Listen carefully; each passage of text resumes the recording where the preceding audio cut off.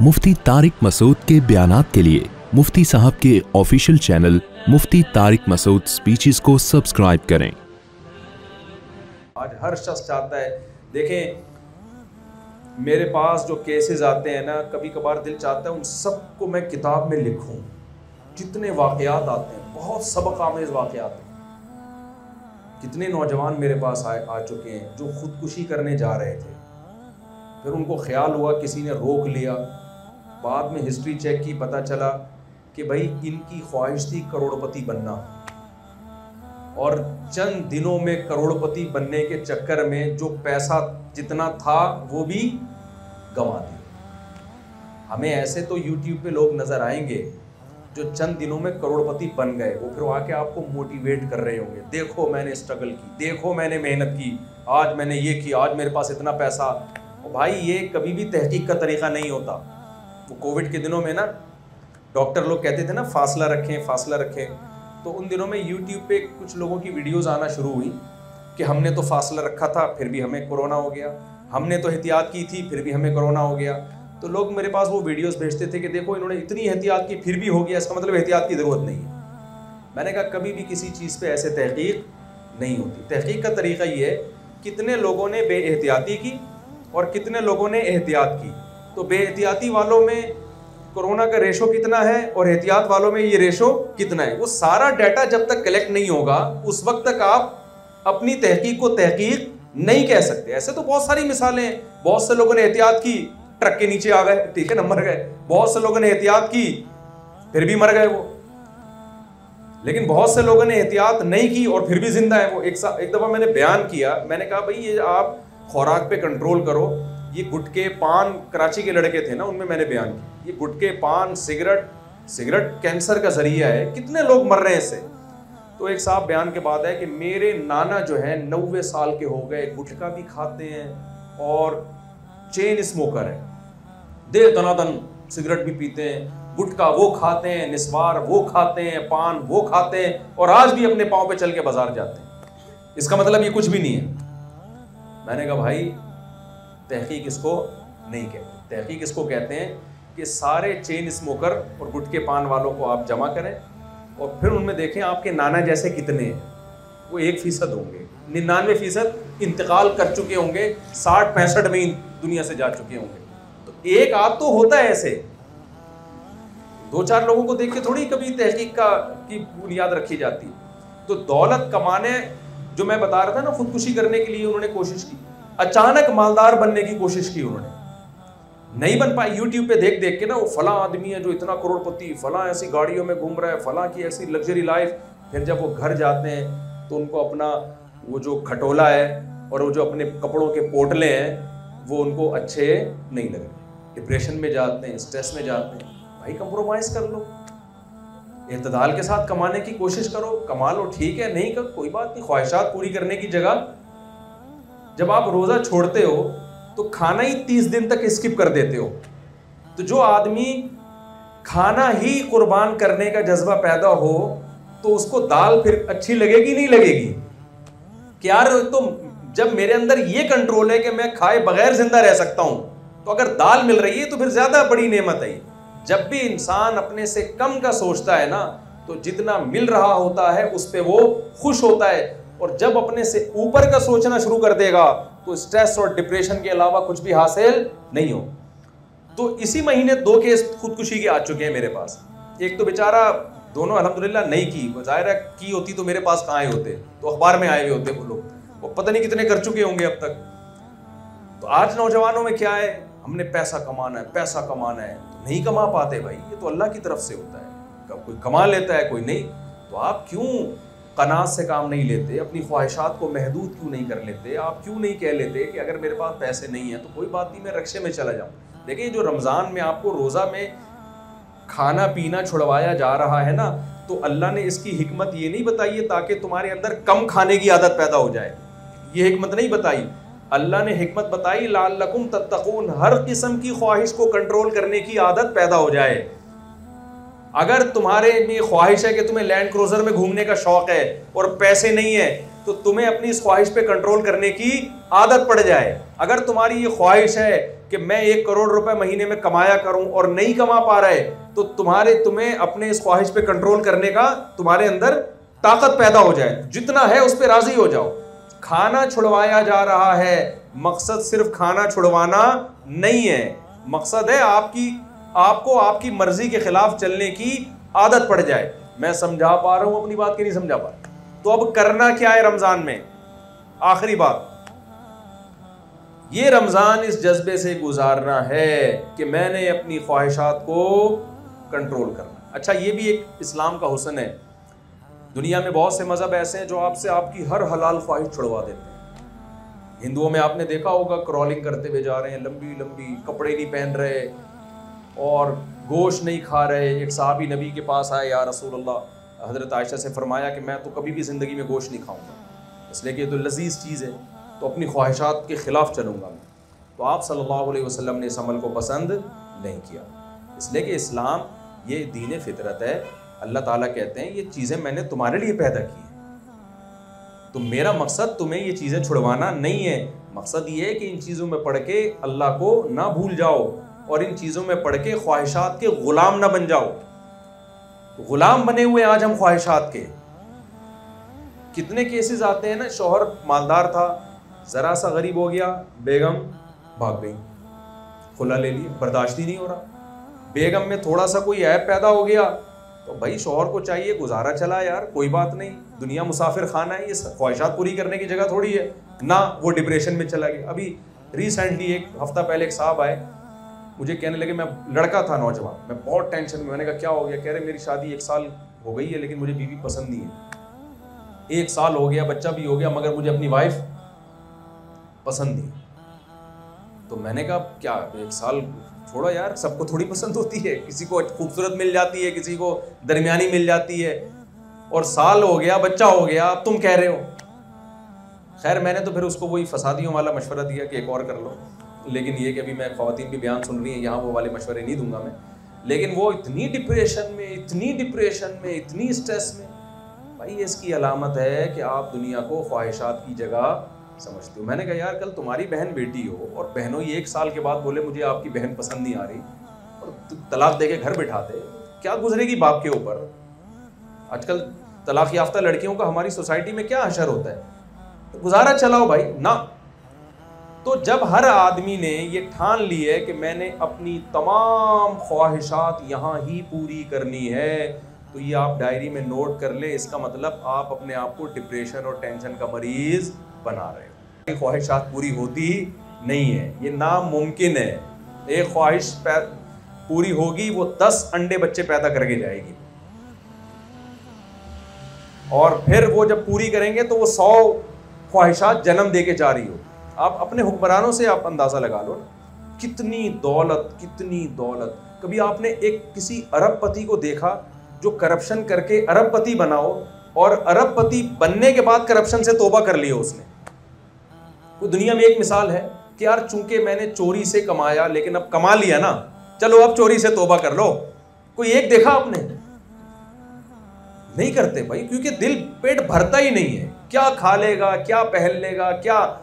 تو اس لیے اللہ تعالیٰ نے ہمیں رمضان دیا کہ بھائی تھوڑا سا دوسرا رخ بھی ہے, مادہ پرست بننے کی کوشش نہ کرو. نماز دی ہمیں, رات کو نیند قربان کرنی ہے, پھر دوپہر کو کاروبار چھوڑنا ہے, پھر عصر میں کام چھوڑنا ہے, پھر مغرب میں اپنے گھر بار کو چھوڑ کے مسجد میں حاضری, پھر عشاء میں, بار بار. تو جو لوگ اس طرح کی قربانیاں دیتے رہتے ہیں ان کی زندگیوں میں سکون رہتا ہے, اور جو یہ قربانیاں نہیں دیتے ان کی زندگی سے بھی سکون نکلتا ہے اور ان کے گھروں سے بھی سکون نکلتا ہے. میرے پاس جو گھروں میں زیادہ تر بے سکونی کے کیسز آتے ہیں وہ ان گھروں میں زیادہ آتے ہیں جن کے پاس سکون کی تمام چیزیں میسر ہیں. ماں باپ نے بچوں کی ہر خواہش پوری کی ہوتی ہے, ان سے قربانیاں دلوائی نہیں ہوتی جو اللہ اس کے رسول نے حکم دیا جن قربانیوں. تو نتیجہ کیا نکلتا ہے کہ ان بچوں کو پھر ماں باپ بھی برے لگے, کیونکہ دیکھیں ماں باپ کو پالنا بھی یہ خواہشات کی قربانی دیے بغیر ممکن نہیں ہے. کیونکہ اب بوڑھے باپ سے آپ کو فائدہ تو کچھ ہے نہیں, بوڑھی ماں اور باپ سے. تبھی تو گوروں نے کیا کیا, ابا 60 سال ہوتے ہی اولڈ ہاؤس ان کا مقدر ہے. وہ کہتے ہیں یار لائف کو انجوائے کرنے میں کباب میں جو اس زندگی کی کباب میں سب سے بڑی ہڈی ہے، گورا کہتا ہے وہ ہمارے ابا اور ہماری اماں ہیں. تبھی گوروں نے ابا اور اماں کے لیے کیا رکھے ہوئے ہیں؟ بول لینا آپ لوگ، اولڈ ہاؤس رکھے. کہتے ہیں یار جب ہم پیدا لائف کو انجوائے کرنے کے لیے ہوئے ہیں تو یہ کباب میں ہڈی کھانسیں گے، کیا کریں گے ہمارے؟ وہ نچوڑنا تھا وہ تو نچوڑ لیا نا بچپن میں ابا اماں کو اس نے. تو ماں باپ کو بھی وہی رکھے گا بڑھاپے میں جس کو اپنی خواہشات پہ کنٹرول ہوگا، وہ غیرت اور حمیت کی بیس پہ قربانی دے گا. میں ایسے ایسے لوگوں کو جانتا ہوں 10 سال سے ابا کو لقوہ ہوا ہے، کوما میں گئے ہوئے ابا سوری، اور 10 سال ہو گئے وہ بیڈ پہ بیٹا ان کی خدمت کر رہا ہے. تو یہ جب ہی ہے جب آپ اپنے بچوں کے اندر قربانی کا جذبہ پیدا کریں گے، ان سے روزے رکھوائیں گے، ان سے تلاوت کروائیں گے، ان سے نماز ٹائم پہ پڑھوائیں گے، اور پھر ان سے اپنی خدمت بھی کروائیں گے. یہ بھی شریعت کا حکم ہے کہ اپنی اولاد سے آپ ابھی سے اپنی خدمت لیں تاکہ ان میں خدمت کا جذبہ پیدا ہو. آج ماں باپ بچے کی ہر خواہش پوری کر کر کے بچے کو بگاڑ دیتے ہیں. وہ بچہ پھر بڑے ہو کر آپ کی خدمت نہیں کرے گا، وہ چاہے گا جو چیز بھی میری خواہش میں رکاوٹ بن رہی ہے میں ان تمام چیزوں کو اپنی زندگی سے نکال. تو اس رمضان میں اب کیا کرنا ہے؟ پہلی بات، ایک ڈائری لے کے نا جو بھی ہماری زندگی میں گناہ ہے وہ تمام گناہوں کی ایک فہرست بنائیں. بھائی میں یہ بھی غلط کرتا ہوں، میں یہ بھی غلط کرتا ہوں، میں یہ بھی غلط کرتا ہوں. مثال کے طور پر کسی کو نشے کی عادت پڑ گئی ہے، بھائی میں یہ غلط کرتا ہوں، یہ نشہ ہے، تو میں نے اس رمضان میں اس نشے کو چھوڑنا ہے. میں شراب پیتا ہوں، یہ غلط ہے، میں نے رمضان میں اس نشے کو چھوڑنا ہے. اور میں تو مشورہ دیتا ہوں سگریٹ بھی چھوڑ دو، حرام نہیں ہے لیکن کوئی حلال طیب بھی نہیں ہے. جب ایک چیز کا جو سگریٹ پینے والے ہیں نا، یہ پتہ ہے کیا کہتے ہیں؟ کہتے ہیں ہمیں سگریٹ پی کے سکون ملتا ہے. ہم بے سکونی میں ہوتے ہیں، جب ہم سگریٹ پیتے ہیں تو کیا مل جاتا ہے؟ ذرا میرے ساتھ بولیں نا آپ لوگ. بے سکونی میں ہوتے ہیں، جب پیتے ہیں تو سکون میں آ جاتا ہے. بھائی وہ بے سکونی میں ہوتے ہی اس لیے ہو کہ پیتے ہو. نہیں پیو گے تو پینے کے بعد جو سکون ملتا ہے نا، وہ پیے بغیر بھی وہی سکون ملے گا تمہیں. میرا خیال ہے میں سمجھا نہیں پا رہا ہوں. یہ ایسا ہی ہے جیسے ہیروئن کہتا ہے میں جب نہیں پیتا تو ڈپریشن میں جاتا ہوں اور جب پیتا ہوں تو سکون میں آ جاتا ہوں. اس کا مطلب پینی چاہیے. تو اس کا مطلب جو نہیں پی رہے ہیں، جن کو عادت ہی نہیں ہے، وہ تو پھر ہر وقت ٹینشن میں رہتے ہوں گے. بھائی یہ تو تمہیں پینے کے بعد سکون مل ہی اس لیے رہا ہے کہ تم پیتے ہو. پینا چھوڑ دو گے تو تھوڑے دنوں تک ٹینشن میں رہو گے، اس کے بعد نارمل کنڈیشن میں آ جاؤ گے. تو کتنی بڑی معذرت کے ساتھ کوئی حضرات یہاں بھی بیٹھے پیتے ہوں گے، لیکن ہے تو بہت پرلے درجے کی حماقت کی بات ہے یا نہیں ہے کہ ایک چیز کا ککھ بھی فائدہ نہیں ہے. نہ اسے پی کے کوئی وائٹامنز مل رہے ہیں، کوئی منرلز مل رہے ہیں، کوئی انرجی مل رہی ہے، کچھ بھی نہیں مل رہا اسے پی کے آپ. اور ساری دنیا کے سارے ڈاکٹر کہہ رہے ہیں کہ بھئی یہ کینسر پیدا کرتی ہے، یہ کرتی ہے، یہ یوں کرتی ہے، اتنی بیماریاں ہیں اس کے اندر. وہ ایک چٹکلا ہے، کسی نے کہا کہ اگر پاکستانی قوم جو ہے نا اس کو سے سگریٹ چھڑوانی ہے تو سگریٹ کے ڈبے پہ لکھا ہوتا ہے نا، خبردار سگریٹ نوشی کینسر کا ذریعہ ہے. تو سگریٹ کے ڈبے پہ نا ایک آدمی گیا سگریٹ لینے کے لیے، پاکستانی تھا، تو اس پہ لکھا ہوا تھا خبردار سگریٹ نوشی مردانہ قوت کے لیے نقصان دہ، یہ لکھا ہوا تھا. تو فوراً واپس کرتا ہے، کہتا ہے وہ کینسر والی دے دے بھائی، تو مجھے یہ والی واپس لے لے، مجھے کون سی چاہیے؟ کینسر والی دے دے تو. تو کتنے لوگ ہمارے جاننے والوں میں مر چکے ہیں. تو اگر آپ رمضان میں سگریٹ چھوڑنا چاہیں تو یہ سگریٹ چھوڑنے کا بہترین بولیں موقع ہے. جان چھوٹ جائے گی. آپ بولے بھائی ایک مہینہ ہے ہی ٹینشن کا مہینہ، بس ٹینشن، خواہشات کے خلاف. تو پہلے سے جذبہ ہوگا تو چھوٹے گی، نہیں جذبہ ہوگا تو جو چرس پی رہا ہے وہ پیتا رہے گا، جو ہیروئن پی رہا ہے وہ پیتا رہے گا، جو شراب پی رہا ہے وہ پیتا رہے گا. اور ان نشے کی جتنی چیزیں ہیں اس میں قطعاً سکون نہیں ہے. آج ہماری یونیورسٹیوں میں بھی ان چیزوں کو عام کیا جا رہا ہے، اس سے تو ڈپریشن میں لے جاتی ہیں یہ چیزیں انسان کو.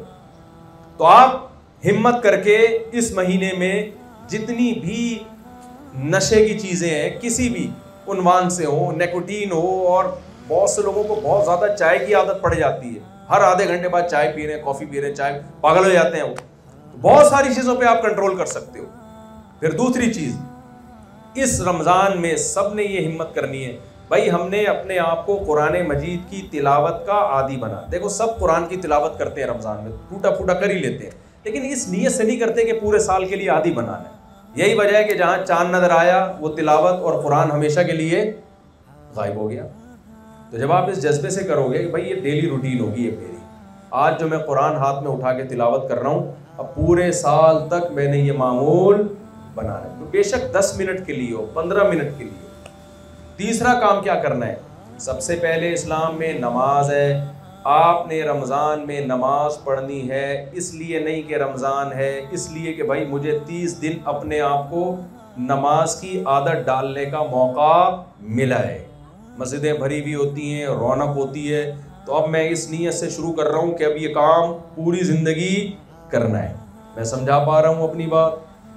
میڈیا ہے اس پہ بےہودگی، بے حیائی، جو طوفان بدتمیزی میڈیا پہ ہے، آپ جو ایک بے حیائی کا طوفان ہے، آپ رمضان میں نیت کرو کہ میں نے اپنے آپ کو اس بے حیائی کے دلدل سے نکالنا ہے۔ دیکھو اسلام میں ایک حلال ہے، ایک حرام۔ حلال صرف بیوی ہے، آپ کی بیوی کے علاوہ جتنی عورتیں ہیں ان میں سے کوئی بھی آپ کے لیے حلال، بولے نا بھائی زبان سے، کسی بھی طرح سے۔ حدیث میں آتا ہے انسان کی آنکھیں بھی زنا کرتی ہیں، انسان کے کان بھی زنا کرتے ہیں، انسان کی زبان بھی زنا کرتی ہے۔ عورت سے آپ کا رشتہ کسی بھی طرح سے اس کے باڈی سے لذت حاصل کرنا، یہ اسلام میں اللیگل ہے۔ اللہ نے الا علی ازواجہم، آپ کے لیے باؤنڈری بنا دی ہے، تبھی تو گوروں کا سارا خاندانی نظام کیا ہو گیا؟ تباہ و برباد ہو گیا۔ جانوروں میں اور انسانوں میں فرق ہی یہی ہے کہ جانوروں میں فزیکل ریلیشن ہوتا ہے، نکاح نہیں ہوتا، انسانوں میں نکاح ہوتا ہے۔ میں سمجھا پا رہا ہوں اپنی بات؟ تو یہ نیت کرنی ہے آپ۔ اور چوتھا کام یہ ہے کہ دیکھیں، یہ بس آخری بات بتا کے میں اپنے بیان کو ختم کر رہا ہوں۔ چوتھا کام یہ ہے کہ جتنی بھی برائیاں ہیں نا دنیا میں، اور جتنی بھی ناکامیاں ہیں، ان میں سب سے جو برائی ہے نا، جو تمام برائیوں کی جڑ ہے، وہ ہے کم ہمتی، سستی، کاہلی اور کم ہمتی۔ کتنے لوگ بہت کچھ کرنا چاہتے ہیں، ان سے ہو نہیں پاتا۔ وہی وجہ ہے، کم ہمتی کی وجہ بھی ہے خواہشات کے آگے اپنے آپ کو بچھا دیا ہوگا۔ کتنے لوگ ہیں وہ چاہتے ہیں ہم صبح جلدی اٹھا کریں، اٹھا ہی نہیں جاتا۔ کتنے لوگ ہیں جو چاہتے ہیں ہم خوراک پہ کنٹرول کریں، ہوتا ہی نہیں ہے۔ کتنے لوگ ہیں جو چاہتے ہیں کہ ہم اپنا وزن کم کریں، نہیں ہوتا ان سے۔ کتنے لوگ ہیں جو چاہتے ہیں کہ ہمارے اندر ایک غصہ ہے، ایک چڑچڑا پن ہے، ہم اس پہ کنٹرول کریں، نہیں ہو پاتا ان سے۔ تو آپ رمضان میں کم ہمتی کے بجائے آپ نے اپنے اندر کیا پیدا کرنی ہے؟ ہمت۔ اتنی بڑی قربانی اللہ، آپ خود سوچیں نا کہ کیا عام دنوں میں آپ کے لیے پاسبل ہے کہ صبح 4 بجے اٹھ کے کھائیں اور پھر مغرب کے بعد کھائیں؟ پورے سال یا کتنے لوگ ہوں گے جنہوں نے نفلی روزے رکھے ہوں گے؟ میرا خیال 1% بھی بمشکل ہوں گے۔ تو جب اتنی بڑی ہمت کا کام اللہ آپ سے رمضان میں کروا رہا ہے، تو کیوں نہ اس ایک مہینے کو ایک ورکشاپ فرض کر لیں اپنے لیے آپ، کہ جس میں آپ کی ٹریننگ ہو رہی ہے۔ اس میں اپنی زبان پہ کنٹرول کرنا ہے، غصہ نہیں کرنا۔ آج نوجوانوں کا بہت بڑا مسئلہ ہے، ذرا سی بات پہ ایسا اچھلتے ہیں، کودتے ہیں، چیختے ہیں، چلاتے ہیں۔ قرآن مجید میں اللہ نے لقمان علیہ السلام کی نصیحت کا تذکرہ کیا کہ انہوں نے اپنے بیٹے سے کہا کہ وَغْضُضْ مِن صَوْتِكَ، اپنی آواز کو ہلکا رکھو۔ مسلمانوں کے گھروں میں چیخنے چلانے کا ماحول نہیں ہوتا، اگر ہو رہا ہے تو غلط ہو رہا ہے۔ یہ ہر ایک چیخ رہا ہوتا ہے دوسرے کے اوپر۔ اور لقمان علیہ السلام نے کیا کہا؟ ان انکر الاصوات لصوت الحمیر، بیٹا دیکھو سب سے بری آواز کس کی ہوتی ہے؟ گدھے کی۔ میں اس کو اس طرح سے ایکسپلین کرتا ہوں کہ گدھے کی بات بری نہیں ہوتی، اسٹائل برا ہوتا ہے۔ دیکھیں گدھا وہی بات کر رہا ہوتا ہے جو گھوڑا کر رہا ہوتا ہے، جو بلی کر رہی ہوتی ہے۔ خوراک چاہیے نا، کیا یہی ہوتا ہے نا اس کو، بھائی مجھے بھوک لگ رہی ہے، خوراک چاہیے۔ بلی میاؤں میاؤں کر کے آرام سے بتا دے گی، گھوڑا تھوڑا سا ہنہنائے گا، سمجھ جائے گا بندہ۔ لیکن گدھا ذرا سی بات کو لے کیا کرتا ہے؟ پورے پریشر سے ہوا بھرے گا اپنے اندر، پھر پورے پریشر سے نکالے گا، پھر پورے پریشر سے کھینچے گا، ایسا تماشا بنا کے پیش کرے گا، بھائی تو یہ بات آرام سے کر دیتا۔ میں ایک دفعہ کہیں کسی خطیب کو سن رہا تھا بیان میں، وہ بیان میں نا میں جب بیٹھا تو ایک تو مائک کی آواز بہت تیز تھی، پھر وہ اتنا گلا پھاڑ کے بیان کر رہے تھے کہ میرے کان بجنا شروع ہو گئے۔ تو انہوں نے بیان میں کہا حضرت علی نے فرمایا، ایسے چیخے نا۔ مجھے خیال ہوا میں ان کے پاس جا کے کہوں کہ کیا حضرت علی نے اتنا زور سے فرمایا تھا؟ جیسے حضرت علی نے آرام سے فرمایا تھا تو آپ بھی اسی طریقے سے یہ بات بولے بھائی آرام سے فرما دینا. وہ بھی تو آرام سے ہی فرما رہے تھے, تو اتنا چیخ رہے تھے.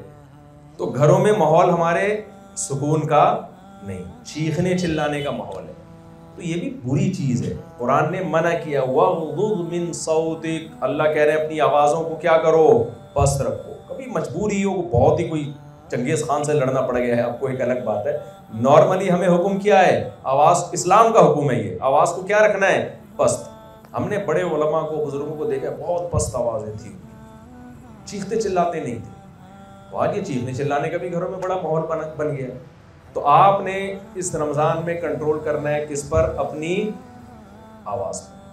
اور ابا اماں کے سامنے چیخنا تو اتنا بڑا جرم ہے, اللہ کہہ رہے اف نہیں کہنا ان کو, اف. باپ اور ماں کے سامنے تو بہت بڑا جرم ہے.